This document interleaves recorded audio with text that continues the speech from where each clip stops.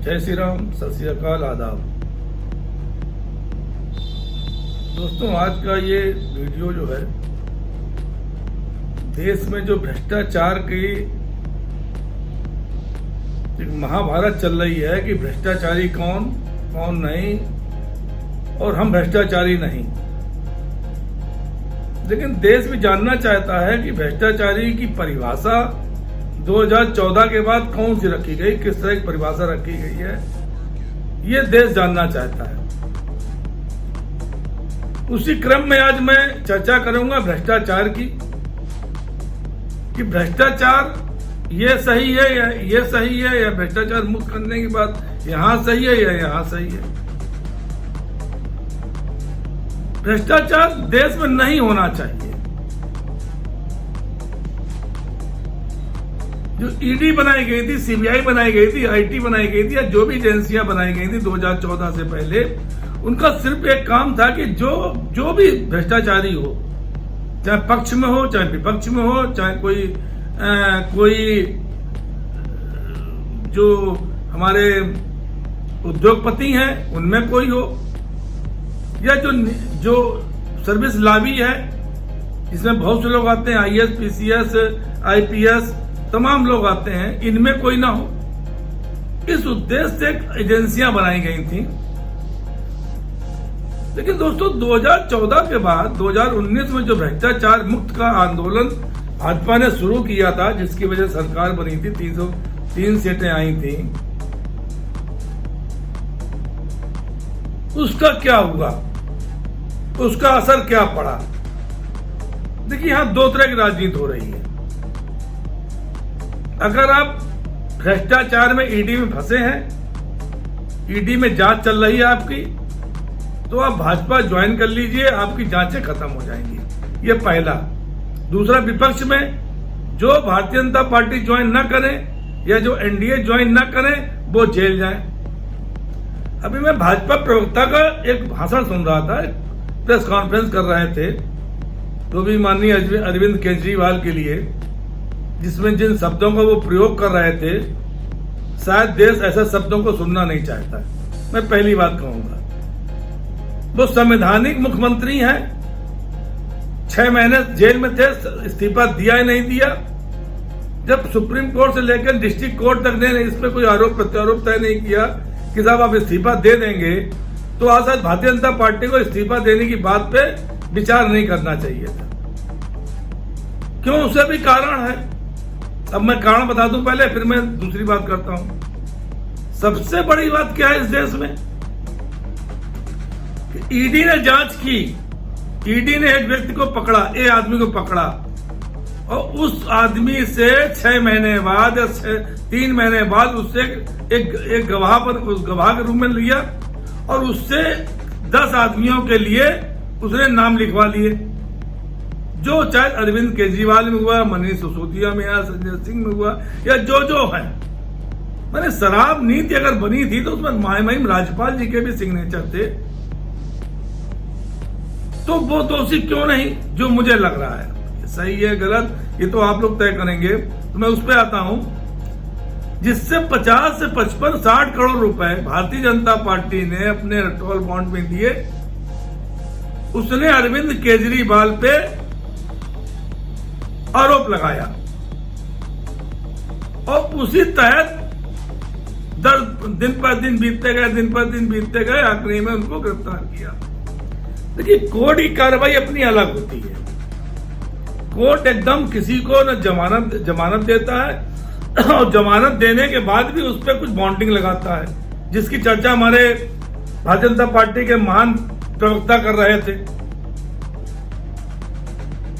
जो ये स्थितियां पैदा की जा रही हैं देश में, जो व्यक्ति 15 साल से 367 विधायक लेके दिल्ली में सत्ता में है, उसको भारतीय जनता पार्टी के प्रवक्ता तो नहीं हटा सकते,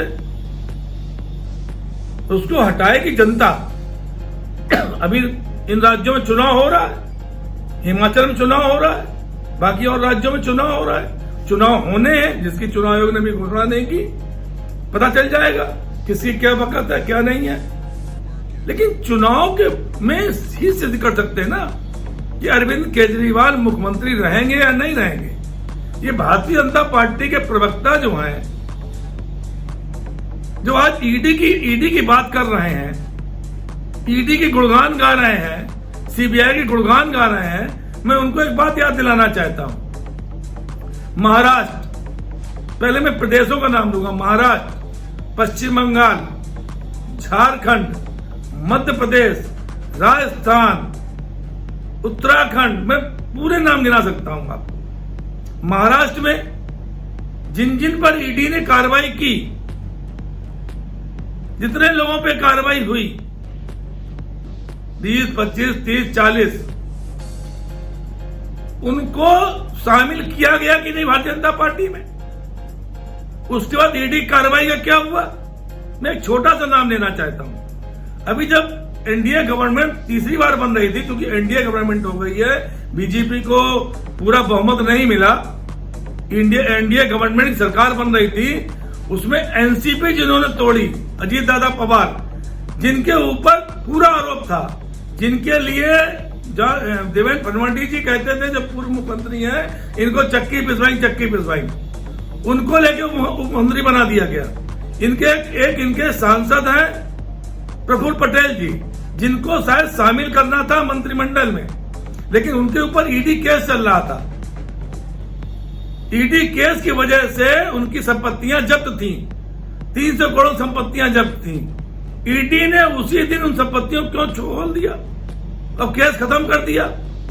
पहली बात, आप सत्ता में हैं, आप देश की सत्ता में हैं, आपको 240 सीटें देके जिस देश की जनता ने इस सरकार बनाने का आमंत्रण दिया, इसका मतलब एक बात साफ है, बिल्कुल स्पष्ट एक बात होनी चाहिए कि आपका तराजू पक्ष विपक्ष पे ना चले, आपकी निगाहें, दोनों निगाहें एक तरफ हों। अगर आप भ्रष्टाचार के मामलों के व्यक्तियों को अपनी पार्टी में शामिल करके मुख्यमंत्री बनाते हैं, तो ये किसकी गलती है? जिन पे आप ही आरोप लगाते हैं, कोई दूसरा आरोप नहीं लगा रहा। आपके आरोप की वजह से आपने आरोप लगाया, ईडी ने गिरफ्तारी की, ईडी ने उनकी संपत्तियां जब्त की, और वही आदमी जब आपके पास आते हैं तो वो करप्ट नहीं रहते हैं, भ्रष्टाचारी नहीं रहते हैं। लेकिन भ्रष्टाचारी कौन है? अनिल देशमुख जी, जिनके ऊपर दबाव डाला गया। अब एक कमिश्नर से 100 करोड़ की उगाही की बात कही गई, उनको आपने गिरफ्तार किया, 4 एफिडेविट आपने भेजे, उन पर साइन नहीं किए उन्होंने, जिसकी वजह से उनको गिरफ्तार कर लिया गया। क्या हुआ आखिरी में? 1 करोड़ रुपए का निकला, 1 करोड़ 70 लाख का निकला कि साहब इतनी हो सकती है, वो भी लमसम। इसी तरह जो भी आपने गिरफ्तार किया, हेमंत सोरेन जी को गिरफ्तार किया आपने, कोर्ट ने क्या कहा कि जिस जमीन घोटाले में गिरफ्तार किया गया है, वो तो घोटाले का कोई नामो निशान नहीं है। जब मनीष सिसोदिया को आपने गिरफ्तार किया, 18 महीने जेल में रखा। मैं ये नहीं कहता हूं कि भ्रष्टाचारी जो हो, इस देश के भ्रष्टाचारियों के लिए जेल है, लेकिन अनर्गल आरोप लगाकर, जो भी सुप्रीम कोर्ट ने भी कहा, सुप्रीम कोर्ट ने भी डिसीजन एक दिया है क्लियर कट कि किसी की गवाही के आधार पर किसी की गिरफ्तारी नहीं होगी। क्यों देना पड़ा सुप्रीम कोर्ट का आदेश? क्योंकि जितने भी केस ईडी कर रही थी, ईडी के पास कोई सबूत नहीं होता है, ईडी के पास, सीबीआई के पास सबूत नहीं होता है। हमें सबूत दीजिए ना। अगर आपको इनको गिरफ्तार करना है, अरविंद केजरीवाल गिरफ्तार करना है, अनिल देशमुख जी को गिरफ्तार करना है, या सत्येंद्र जैन को गिरफ्तार करना है, मनीष सिसोदिया को गिरफ्तार करना है, संजय राउत को गिरफ्तार करना है, जिनको 100 दिन बाद जमानत मिली और कोर्ट उनके लिए भी कहा, तो ये भ्रष्टाचार मुक्त का नारा कैसा? भ्रष्टाचार मुक्त का नारा कैसा, जिसमें पलड़ा झुका हुआ है, एक पलड़ा उठा हुआ है। दोस्तों, देश की जनता सब देखती है। प्रवक्ता जी जिस तरह से दिल्ली के मुख्यमंत्री के लिए अब शब्दों का प्रयोग कर रहे थे, वो तो मैं कहूंगा नहीं अपनी वार्ता में, तो शायद देश की जनता स्वीकार ना करे।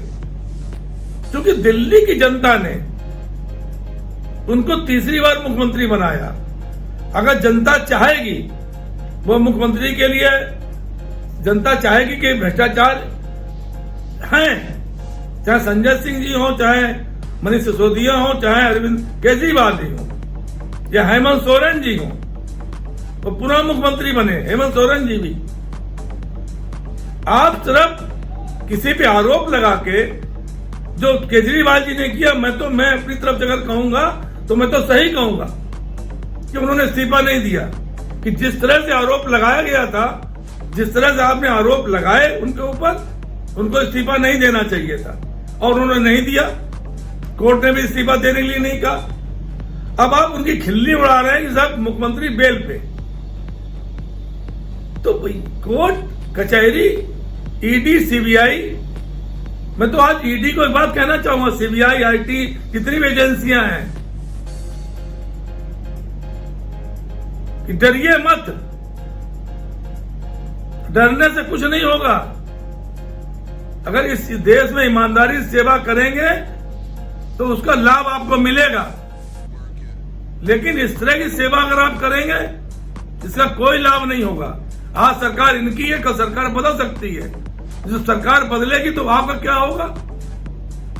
तो आप ऐसा कोई कार्य न करें जिससे ईडी, सीबीआई या आईटी की मान्यता पे सवाल उठाए जाएं, या देश की जनता कहे साहब इनको बंद कर देना चाहिए, इनकी जरूरत इस देश में नहीं है। मैं फिर एक बार कहूंगा कि इस तरह की जो घटनाएं हो रही हैं देश में, ये बंद होनी चाहिए। अगर भ्रष्टाचार मुक्त करने का नारा लिया भाजपा ने, तो भ्रष्टाचारियों को अपनी पार्टी में शामिल क्यों करके मुख्यमंत्री बना रहे हैं? अगर इतनी सही पार्टी भारतीय जनता पार्टी है, जिसको देश से प्रेम है, देश से अगर प्रेम है, तो उन भ्रष्टाचारियों को शामिल क्यों किया? और जो आपकी पार्टी में शामिल नहीं हुआ वो भ्रष्टाचारी बन गए। इस तरह की प्रेस कॉन्फ्रेंस जिस तरह भारतीय जनता पार्टी के प्रवक्ता करते हैं, आप शब्दों का प्रयोग करते हैं, इस देश की जनता इस चीज को सहन नहीं करेगी। मैं फिर कहता हूं कि अगर आपको प्रेस कॉन्फ्रेंस करनी है तो शब्दों का प्रयोग सही करें, शब्दों का चयन सही करें। आप ये ना देखें कि वो विपक्ष के मुख्यमंत्री हैं, संवैधानिक पद में हैं। आप अगर प्रवक्ता हैं, एक आपको पार्टी ने दायित्व दिया है, इस दायित्व का मतलब ये नहीं कि आप संवैधानिक पद पे, अब उन्होंने इस्तीफा क्यों नहीं दिया, क्यों नहीं दिया, कि जनता तय करेगी। आपको तय करने की जरूरत नहीं है। आपको किसी भ्रष्टाचारी कहने तर्कसंगत नहीं है, जब तक उनके पास भ्रष्टाचार का आरोप सिद्ध ना हो पाए। पूर्व में भी मैंने देखा, पूर्व में तमाम आरोप लगते थे, लोगों ने इस्तीफे दिए, लेकिन आरोप आखिर में क्या होता था? आरोप से बरी हो जाते थे वो। तो अभी जिनके बारे में आप चर्चा कर रहे हैं, उन पे आरोप सिद्ध नहीं हुए। जिस दिन सिद्ध हो उस दिन वार्ता कर सकते हैं आप, लेकिन अच्छे शब्दों में। शब्दावली जो आप कह रहे हैं, शब्दावली जो इस देश को सुनाई जा रही है भारतीय जनता पार्टी के प्रवक्ताओं द्वारा, भारतीय जनता पार्टी के सांसदों द्वारा, इस देश की परंपरा ये नहीं है, न संस्कृति ये है। इस देश की परंपरा, संस्कृति का ध्यान रखें। आज हम विपक्ष में हैं, आप पक्ष में हैं, लेकिन कल किसने देखा आप विपक्ष में आ जाए, पक्ष में आए? तो इसलिए इस देश में शब्दावली का इस्तेमाल, भ्रष्टाचार की अगर बात करनी है, सबसे पहले अगर उंगली उठा रहे हैं, 3 उंगली आपकी तरफ है। आप देखिए कि कितने भ्रष्टाचारियों को आपने अपनी पार्टी में शामिल किया, जिनके बारे में आप चर्चा करते थे, आपके सांसद चर्चा करते थे। अब वो कैसे मुक्त हो गए? वो तो ये जो राजनीति देश में चल रही है कि हम विपक्ष को भ्रष्टाचारी सिद्ध करें। आज ईडी, सीबीआई से मैं एक बात पूछना चाहता हूं कि सिर्फ विपक्ष के नेता ही भ्रष्टाचारी हैं। आज और किसी का नाम आप क्यों नहीं ले रहे हैं? भारतीय जनता पार्टी के अंदर जितने लोग हैं, क्या उन्होंने पीएमएलए जो आपका है, जो आपका जो धाराएं हैं, उसका दुरुपयोग नहीं किया। आप जांच करनी है, जांच सही तरीके से करिए। और जैसे 2014 से पहले चाहे पक्ष हो चाहे विपक्ष हो, ईडी सबके ऊपर कार्रवाई करती थी। आप उदाहरण तमाम मौजूद हैं। उदाहरण आप देख 2014 से पहले क्या पक्ष के लोग जेलों में नहीं गए भ्रष्टाचार के आरोप में, लेकिन 2014 के बाद आज तक मुझे ऐसा कोई नहीं दिखाई पड़ा जो भ्रष्टाचार के आरोप में जेल में गया हो। ऐसा क्यों? यह दायित्व है माननीय प्रधानमंत्री जी का, माननीय गृह मंत्री जी का। इस दायित्व का सही ढंग से निर्वाह करना चाहिए, जिससे देश में अराजकता ना फैले, देश में मनमुटाव ना फैले। देश में अगर खुशहाली का वातावरण रखना चाहते हैं तो शब्दों का प्रयोग अपनी भारतीय संस्कृति के अनुसार, भारतीय सभ्यता के अनुसार होनी चाहिए। बिल्कुल स्पष्ट, देश में तभी खुशहाली आएगी, तभी हम बात कर पाएंगे इस विस्तृत भारत का, जहां पे 140 करोड़ जनता है। आज जो सबसे बड़ी समस्या हमारे देश में है वो महंगाई, बेरोजगारी की समस्या है। उस समस्या का निदान के लिए आज तक कोई प्रवक्ता भारतीय एनडीए गवर्नमेंट का क्यों नहीं बैठा? सिर्फ पक्ष विपक्ष के लोगों को भर्त्सना करने के लिए क्यों बैठता है? आज अगर महंगाई, बेरोजगारी के लिए भाषण दे रहे होते, बात कर रहे होते, तो शायद देश की जनता सर आंखों पे लेती। लेकिन दिन पर दिन जिस तरह से राजनीतिक स्तर गिरता चला जा रहा है इस देश का, वो सोचने का विषय है, सभी के लिए है। सब देखें, सब समझें, सब सोचें। मुख्यमंत्री है, मुख्यमंत्री कौन चुनता है? देश की जनता, प्रदेश की जनता चुनती है। तो चुनाव होगा दिल्ली का, अगर प्रदेश की जल्दी की जनता को अरविंद केजरीवाल पसंद नहीं होंगे तो उनको इतनी सीटें नहीं देगा कि वो दोबारा मुख्यमंत्री बन जाए, चाहे झारखंड हो चाहे जहां भी हो। आप जबरदस्ती सरकारें बनाते हैं, उसका जवाब आपको जनता देगी। लेकिन मैं फिर एक बात कहूंगा कि भाषा शैली सम्मानजनक होनी चाहिए, क्योंकि अगर आप किसी के बारे में, मैं एक बात और कहना चाहूंगा आखिरी में, आप किसी की इज्जत ना करें, आप किसी की तारीफ मत करें। तारीफ करें मत करें, लेकिन किसी का अपमान मत करिए। इस देश में अगर आप सत्ता में हैं, तो जब वो आएगा सत्ता में तो आपको ईंट का जवाब पत्थर से देगा। इस तरह की राजनीति से क्या होगा? देश का भला नहीं होना। इससे क्या होगा? आपस में हमेशा झगड़े लड़ाई चलते रहेंगे, लेकिन जनता के प्रति जो आपकी उत्तरदायित्व है, जो आपका काम करने का वो है, नहीं आ पाएगा। इसलिए मैं स्पष्ट आज कहता हूं कि तारीफ मत करो, लेकिन किसी का अपमान इतना मत करो कि सूद समेत आपसे बदला ले। जय हिंद, जय भारत।